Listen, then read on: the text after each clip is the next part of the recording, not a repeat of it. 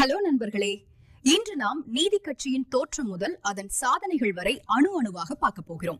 வாங்க வீடியோக்குள்ள போகலாம். 1852 கஜலு லட்சுமி நரசு சென்னை வாழ் மக்கள் சங்கத்தை தொடங்கிறார்.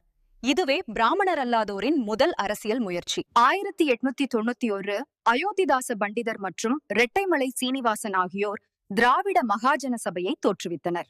1909 பி தியாகராயர் மற்றும் சரவணப்பிள்ளை முயற்சியால் மெட்ராஸ் பிராமணர் அல்லாதார் சங்கம் உருவானது. 1912 டாக்டர் சி நடேசனார் அவர்கள் மெட்ராஸ் ஐக்கிய கழகத்தை உருவாக்கினார்.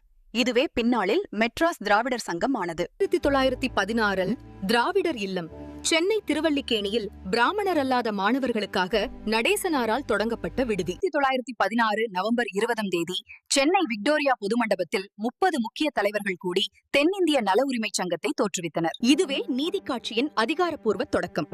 1916 டிசம்பரில் பிராமணர் அல்லாதார் கொள்கை பிரகடனம் வெளியிடப்பட்டது. இது பிராமணர் அல்லாதோரின் கல்வி மற்றும் வேலைவாய்ப்பு உரிமைகளை வலியுறுத்தியது. இவர்கள் தங்கள் கருத்துக்களை மக்களிடம் கொண்டு செல்ல 3 மொழிகளில் இதழ்களை நடத்தினர். ஆங்கிலத்தில் ஜஸ்டிஸ். இதனாலேயே இக்கட்சிக்கு நீதி கட்சி என்று பெயர் வந்தது. தமிழில் திராவிடன், தெலுங்கில் ஆந்திர பிரகாசிகா. நீதி கட்சியின் முதல் மாநாடு 1917 ஆகஸ்ட் மாதம் கோயம்புத்தூரில் பி ராமராயனிங்கர் தலைமையில் நடைபெற்றது. 1920 பி தியாகராயரால் சென்னை 1000 விளக்கு பகுதியில் மதிய உணவு திட்டம் முதலில் அறிமுகம் செய்யப்பட்டது. 1921 செப்டம்பர் 16 முதல் வகுப்பு வாரி அரசாணை. 1922 ஆகஸ்ட் 15 2ஆம் வகுப்பு வாரி அரசாணை வெளியிடப்பட்டது. 1921 பெண்களுக்கு வாக்குரிமை வழங்கப்பட்டது.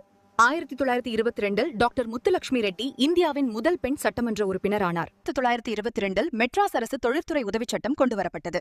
இதன் மூலம் சர்க்கரை ஆலைகள், தோல் பதனிடும் தொழிற்சாலைகள் மற்றும் சிமெண்ட் ஆலைகள் தொடங்கப்பட்டன. பஞ்சமர், பறையர் என்ற பெயர்களை நீக்கி ஆதி திராவிடர் என அழைக்க 1922 அரசாணை பிறப்பிக்கப்பட்டது. 1924 பணியாளர் தேர்வு வாரியத்தை உருவாக்கினர்.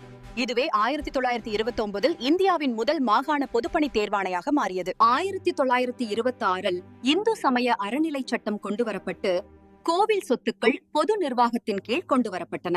1926 ஆந்திரா பல்கலைக்கழகம் மற்றும் 1929 அண்ணாமலை பல்கலைக்கழகம் தொடங்கப்பட்டன. ஆட்சி மற்றும் அமைச்சரவை 1919 ஆண்டு மாண்டேக் செம்ஸ்போர்ட் சீர்திருத்தத்தின்படி இரட்டை ஆட்சி முறையில் நீதி காட்சி பங்கேற்றது. 1920 தேர்தல் 98 இடங்களில் 63 இடங்களில் வெற்றி. முதலமைச்சர் ஏ சுப்பராயலு ரெட்டியார். 1923 தேர்தல் முதலமைச்சர் பனகல் அரசர். 1926 தேர்தல் சுயேட்சையாக நின்ற பி சுப்பராயன் அமைச்சரவைக்கு நீதி காட்சி ஆதரவளித்தது. 1937 தேர்தலில் ராஜாஜி தலைமையில் காங்கிரசிடம் படுதோல்வி அடைந்தது. 1938 சிறையில் இருந்தபோதே பெரியார் ஈவேரா நீதி கட்சியின் தலைவராக தேர்ந்தெடுக்கப்பட்டார். 1944 சேலம் மாநாட்டில் அறிஞர் அண்ணா கொண்டு வந்த தீர்மானத்தின்படி நீதி கட்சி திராவிடர் கழகம் என பெயர் மாற்றப்பட்டது. இந்த வீடியோ பிடிச்சிருந்தா லைக் பண்ணுங்க, உங்க ஃப்ரெண்ட்ஸுக்கும் ஷேர் பண்ணுங்க. மறக்காம நம்ம அரோரா TNPSC சேனலை சப்ஸ்கிரைப் பண்ணுங்க. நன்றி, வணக்கம்.